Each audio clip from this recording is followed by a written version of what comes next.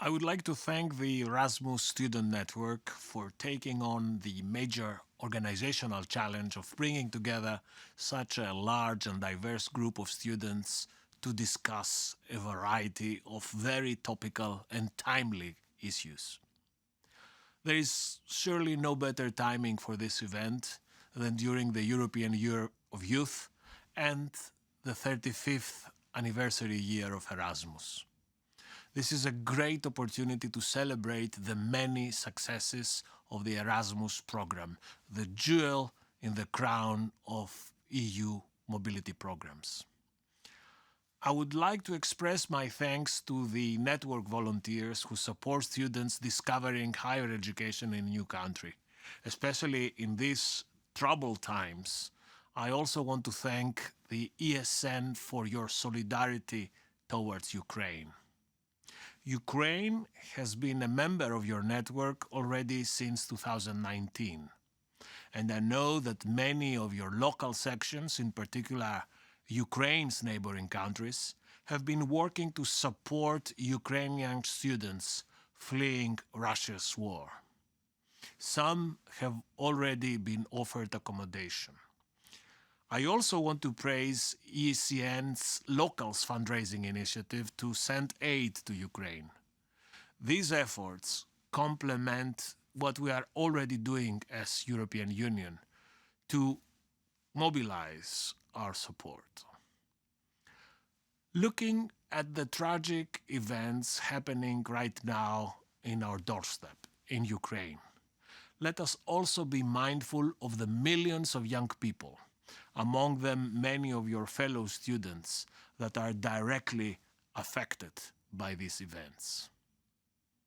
Erasmus has always been a program dedicated to spreading the values of peace and cooperation among young people, not only in the European Union, but also across the world.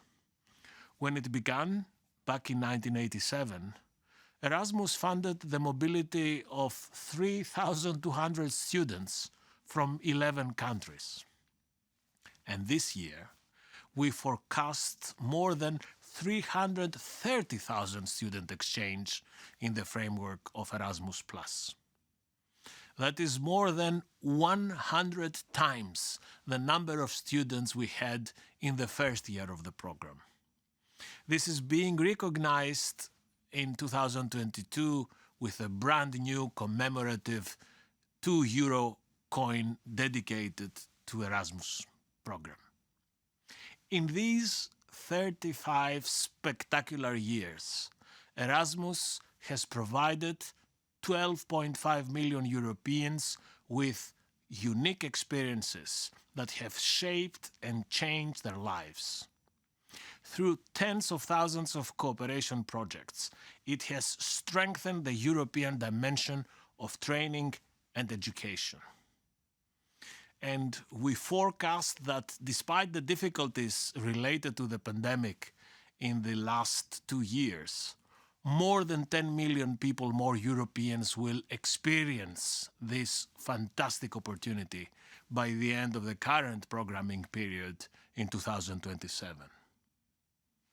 Dear friends, there are still many challenges in inclusion, civic engagement, digitalization, climate change that we want to tackle together.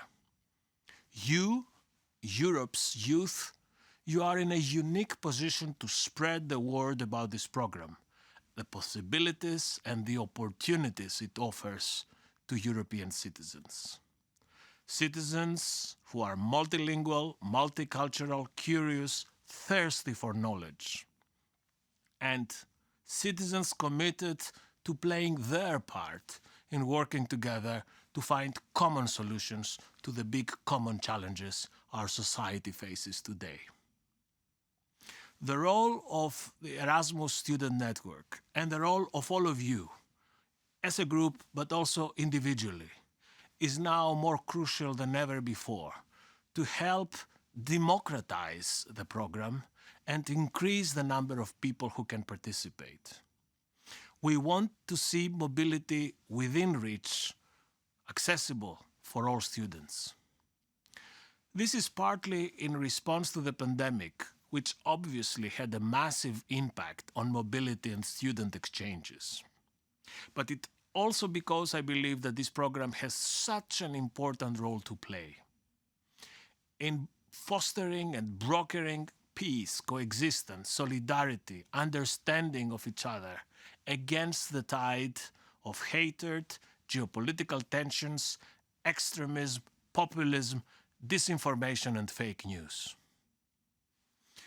Dear friends, let me conclude these short remarks by thanking you, Europe's Erasmus generations of the past, present, and future, for your commitment and contribution to a stronger Europe, a Europe which at the same time more open, but also more solidary in the world. I wish you a successful Erasmus generation meeting. Thank you.